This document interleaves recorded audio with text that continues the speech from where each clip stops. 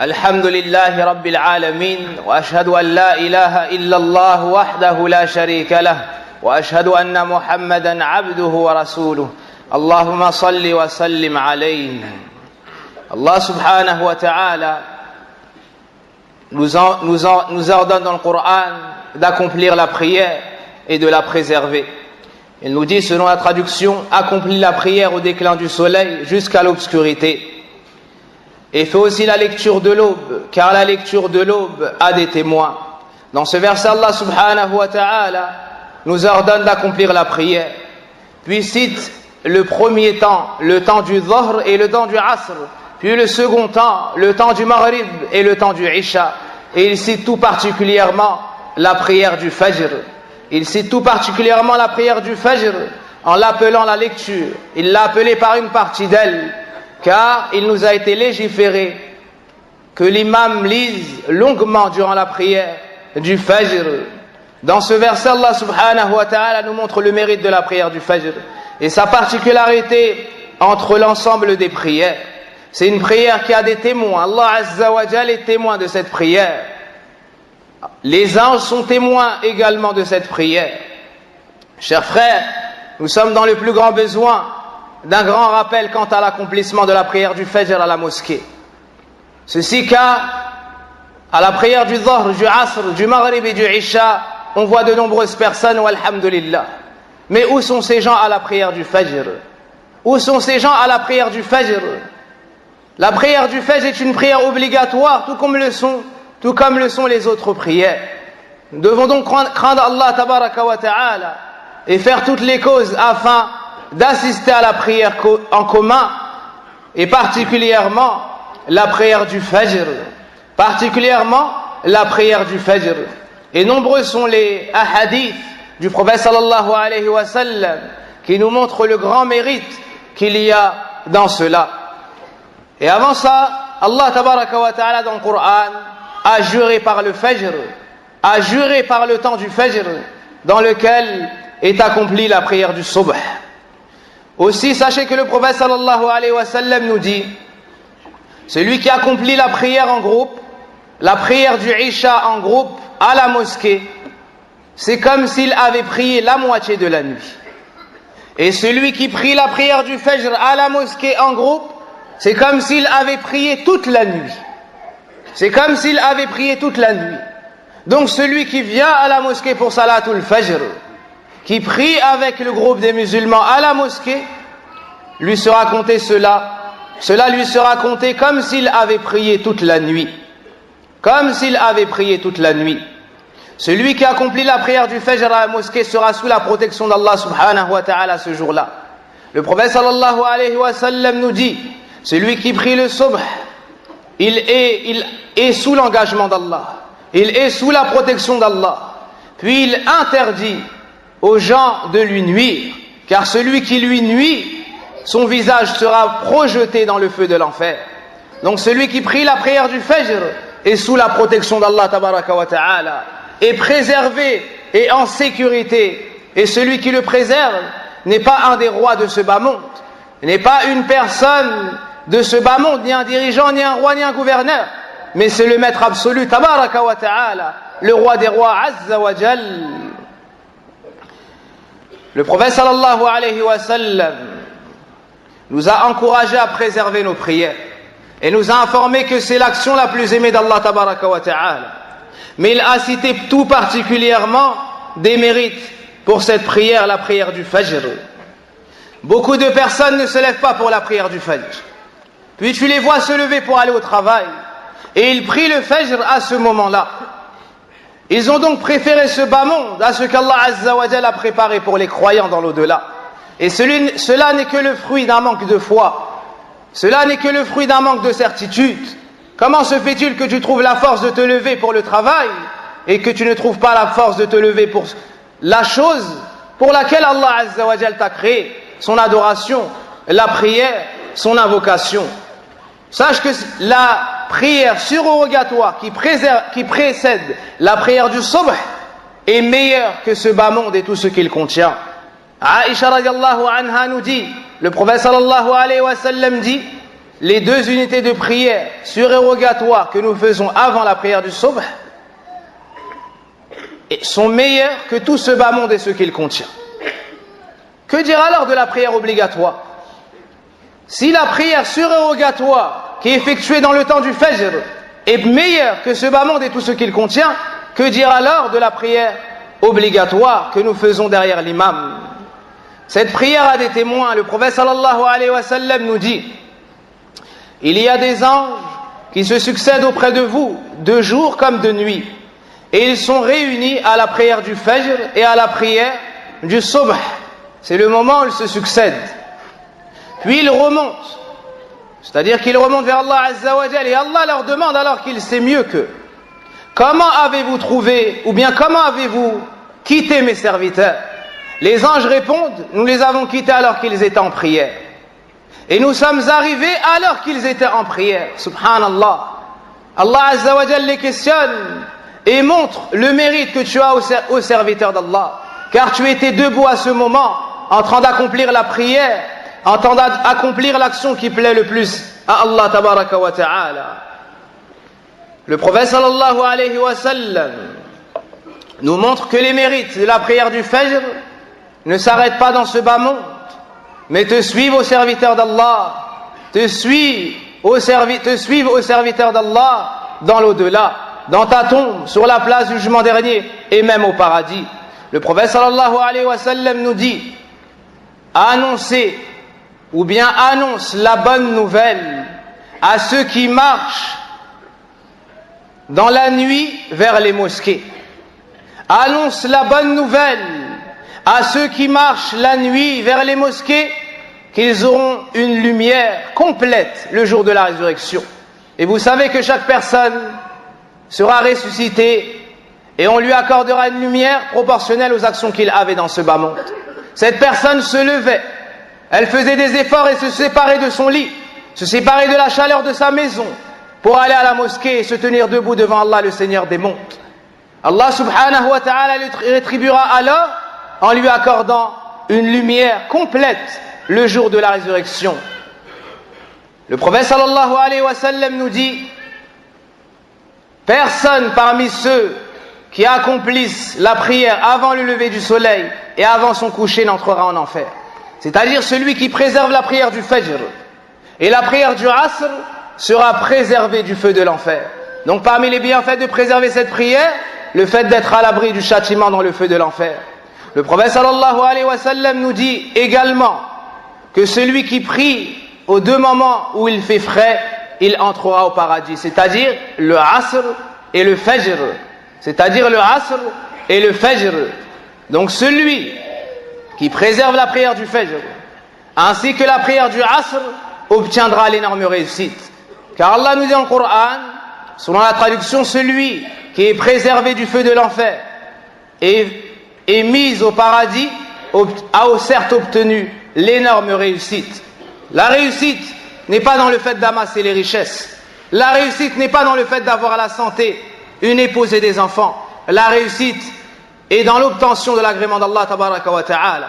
Et cet agrément vient avec la préservation de ce qu'il nous a rendu obligatoire. Craignez donc Allah tabaraka wa ta'ala. Faites vos comptes.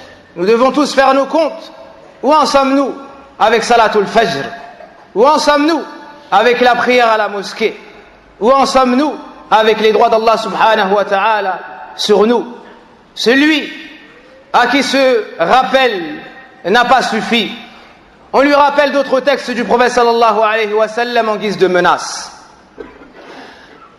Avant cela, dans le Coran, Allah nous enseigne que de trouver lourd la prière ou de la prier avec ostentation est une des caractéristiques des hypocrites. Selon la traduction, il nous dit subhanahu wa ta'ala, en parlant des hypocrites, et lorsqu'ils se lèvent pour accomplir la prière, ils ne l'accomplissent qu'avec paresse et fainéantise. Ils ne l'accomplissent qu'avec paresse. Voici la caractéristique des hypocrites. Lorsqu'ils accomplissent la prière, ils ne se lèvent pour l'accomplir qu'avec paresse. Elle est lourde sur eux, car ils n'espèrent pas la récompense d'Allah dans l'au-delà. car ils n'ont pas la grande connaissance d'Allah Azza wa Jal qu'habite le cœur des croyants. Donc toi, le musulman, tu dois être caractérisé par le contraire de cela. Le prophète sallallahu alayhi wa sallam nous dit, la prière la plus lourde pour les hypocrites, les prières les plus lourdes pour les hypocrites sont Al-Isha et Al-Fajr. Al-Isha et Al-Fajr. Et s'ils savaient le mérite qu'il y a à accomplir ces deux prières, ils y assisteraient, c'est-à-dire à la prière en groupe, à la mosquée. Quand bien même il leur aurait fallu pour cela se traîner sur le derrière. Dans ce hadith, le prophète sallallahu alayhi wa sallam nous montre que les hypocrites ont du mal à venir à la prière du Fajr et du Isha. Donc celui qui trouve cela en lui, il doit se purifier en demandant à Allah Azza wa Jal l'aide, en invoquant Allah tabaraka wa ta'ala afin qu'il l'aide à préserver la prière du Fajr. Omar ibn al-Khattab nous cite la situation des compagnons, de ceux à qui Allah Azza wa Jal a accordé tout le bien dans ce bas monde. Omar ibn al-Khattab radiallahu anhu nous dit, lorsqu'on ne voyait pas une personne à la prière du Fajr, on avait des soupçons sur lui. On pensait du mal de lui, on avait une mauvaise opinion de lui. C'est-à-dire il était suspecté d'être un hypocrite. Car de délaisser la prière du Fajr à la mosquée n'était connu que chez les hypocrites. Subhanallah. Si Omar ibn al-Khattab avait vu notre époque, qu'aurait-il dit? Qu'aurait-il dit? Wa inna lillahi wa inna ilayhi raji'un. Abdullah ibn Mas'ud radiallahu anhu nous dit, et à notre époque, personne ne délaissait la prière du Fajr en groupe, si ce n'est un hypocrite qui était connu pour cela. Si ce n'est un hypocrite qui était connu pour cela. Comment celui qui entend ces textes du Coran, de la Sunna, des compagnons, peut après cela se dire, je vais dormir à la prière du Fajr? Fais les causes pour assister à la prière du Fajr. Dors tôt, mets ton réveil, demande à ton épouse de te réveiller, à tes proches. Même si tu dois pour cela demander à tes amis de t'appeler sur ton téléphone. Tout cela fait partie de l'entraide dans le bien et la piété. Donc de préserver la prière du Fajr est une cause pour être préservé de l'hypocrisie. Allah subhanahu wa ta'ala, après avoir fait les éloges de serviteurs pieux de ses prophètes, nous dit, selon la traduction rapprochée, puis leur succédèrent des générations qui délaissèrent la prière et suivirent leur passion, ils se trouveront en perdition. C'est-à-dire, ils iront dans le châtiment qui sera terrible. Des gens sont venus après les meilleures des générations et ont délaissé la prière. Ils n'ont pas considéré la salat qu'Allah Azza wa Jalla leur a prescrite. Le prophète sallallahu alayhi wa sallam nous dit, ou plutôt Allah nous dit, selon la traduction, malheur à ceux qui accomplissent la prière et qui sont distraits de leur prière. C'est-à-dire qu'ils accomplissent la prière, mais pas à l'heure. Ils accomplissent la prière, mais sans préserver ses piliers, comme l'a expliqué Ibn Sa'adi dans son tafsir, rahimahullah. Le prophète sallallahu alayhi wa sallam nous montre que celui qui délaisse salatul fajr, al-shaytan aura pris le dessus sur lui. Une personne a été citée auprès du prophète sallallahu alayhi wa sallam en ces termes: au messager d'Allah, un tel a dormi jusqu'à ce que le jour se lève. Le prophète sallallahu alayhi wa sallam a dit: voici une personne à qui shaytan a uriné dans l'oreille. Voici une personne à qui shaytan a uriné dans son oreille. Subhanallah. Et shaytan prend le dessus de celui qui ne se lève pas pour salatul fajr. Celui qui ne se lève pas pour salatul fajr sera faible ce jour-là. Il sera faible en hasanat, en bénédiction, et il sera faible dans son corps et dans son risque. Le prophète sallallahu alayhi wa sallam nous dit, lorsque la personne dort, le shaytan fait 3 nœuds autour de lui, ou bien de son cou, et il tape, et il lui dit que ta nuit soit longue. Si ce serviteur se lève et invoque Allah, on défait le premier nœud. S'il fait ses ablutions, on défait le deuxième. Et s'il se lève pour accomplir la prière, on défait le troisième. Alors il se retrouve le corps plein de vigueur et de motivation. Dans le cas contraire, il ressentira un mal-être et une grande paresse. Une grande paresse. Où sont ceux qui veulent dormir à l'heure du fajr pour se sentir plus fort? De dormir à la prière du fajr ne te rendra que plus faible. De dormir à l'heure du fajr, à l'heure où on partage la subsistance, ne te rendra que plus faible et que plus pauvre. Le prophète sallallahu alayhi wa sallam nous montre la gravité qu'il y a à faire cela. et que ce mal te suivra même dans ta tombe. Il nous dit qu'il a vu deux hommes, un à la tête d'un homme allongé et un de l'autre côté. Le premier, celui qui était à côté de sa tête, portait une grosse pierre, puis il lui jetait sur la tête, et son visage se déformait, et la pierre roulait. Alors cet homme allait reprendre cette pierre. Lorsqu'il revenait, le visage de cette personne était à nouveau comme il l'avait laissé, et il lui rejetait à nouveau cette pierre sur le visage, qui se décomposait. Puis cette pierre roulait, et ce châtiment ne cessera jusqu'au jour de la résurrection.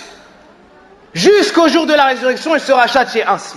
Savez-vous, chers frères, qui sont ceux qui auront ce châtiment?